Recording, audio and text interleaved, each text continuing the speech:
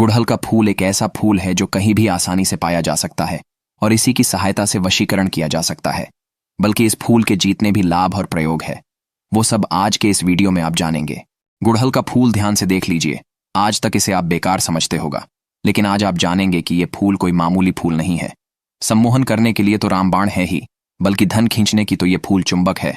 मानसिक रोग जितने भी प्रकार के हो, हर रोग को ठीक करने की ताकत इस फूल में है।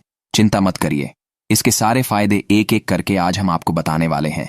मूलधारा चक्र को खोलने की ये चाबी तंत्र में माना जाता है।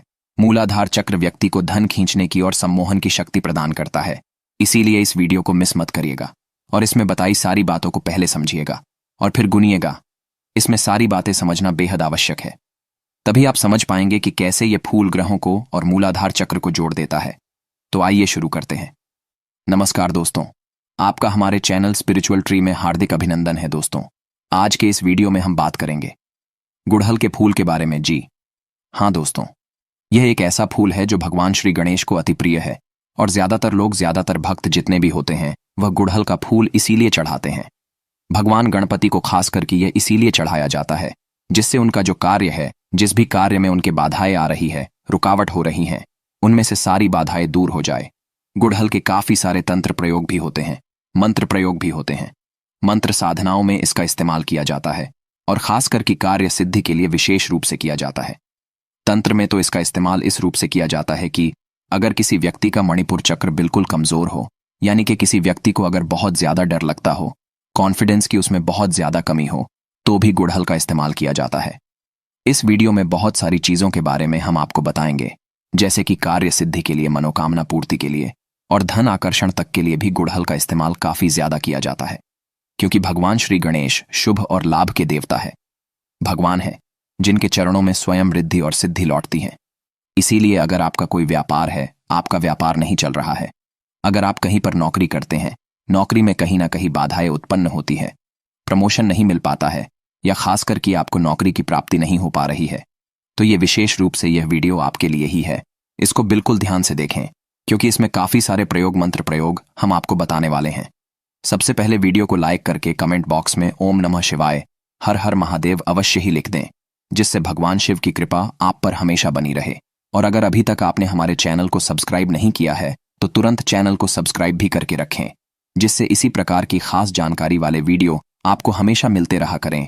तो दोस्तों, जैसा कि आप जानते हैं कि गुड़हल का फूल तो भगवान श्री गणेश को अति प्रिय होता है, लेकिन आपको बता दें कि भगवान श्री गणेश माता लक्ष्मी को अति प्रिय होते हैं।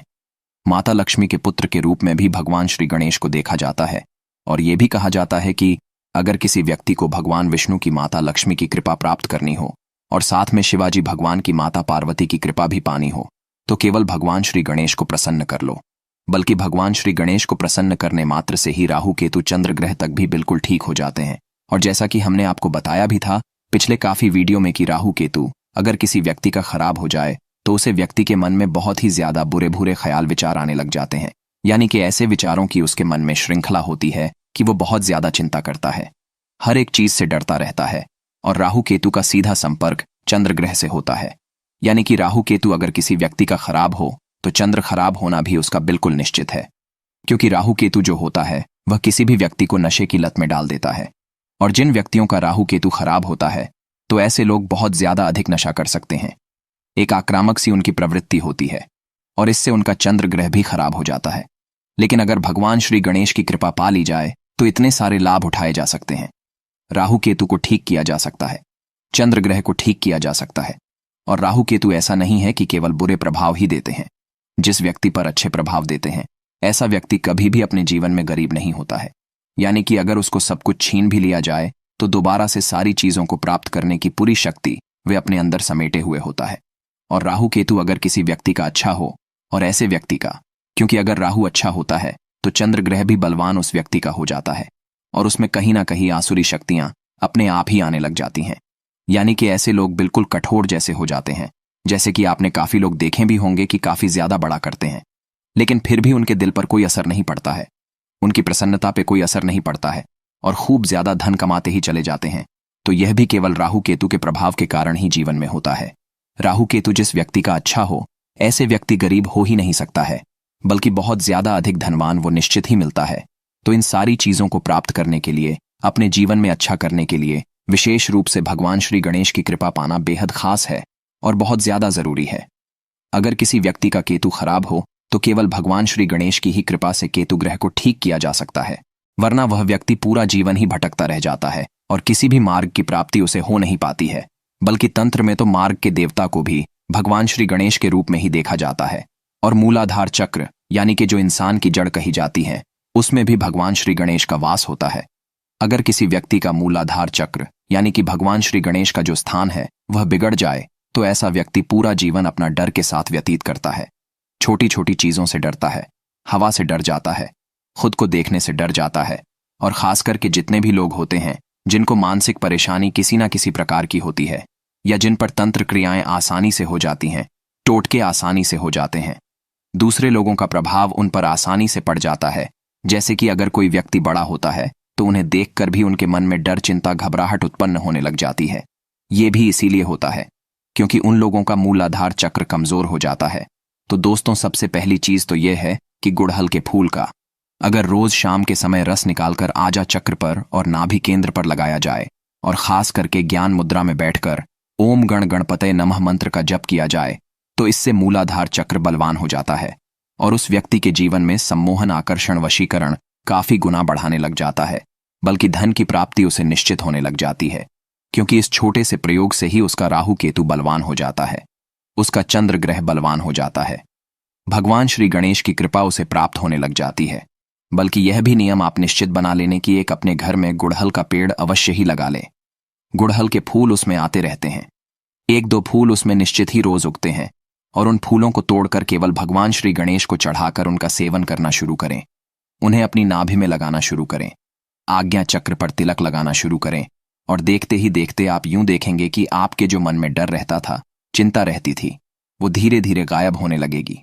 आपका दिल बलवान बनने लगेगा क्योंकि मूलाधार चक्र अगर किसी व्यक्ति का बलवान बन जाए तो सबसे पहले प्रभाव उस पर यही पड़ता है कि वो बिल्कुल निडर हो जाता है और बिल्कुल शांति स्वरूप में आ जाता है। सम्मोहन, वशीकरण उसके लिए बिल्कुल प्रचंड हो जाता है और सम्मोहन उसके शरीर में बिल्कुल कृष्ण भगवान की तरह बहने लगता है। यानी कि जिस भी व्यक्ति की कामना वह करता है वह व्यक्ति उसके पास अपने आप ही खींचा चला आता है।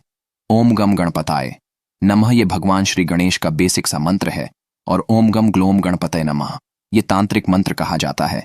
इसके अधिक प्रभाव होते हैं, जिसमें ग्लोम होता है वह तंत्रोक्त मंत्र होता है। तो ये भी आप बिना किसी परेशानी के जप कर सकते हैं। बल्कि अगर आपके पास सफेद हकीक की माला है या फिर कमल गट्टे की माला है तो इन दोनों माला से इस मंत्र का जप किया जा सकता है। रुद्राक्ष की माला का इस्तेमाल इसमें आपको नहीं करना है और काले हकीक की माला का इस्तेमाल भी आपको नहीं करना है। गुड़हल के फूल से सम्मोहन के प्रयोग भी किया जाते हैं।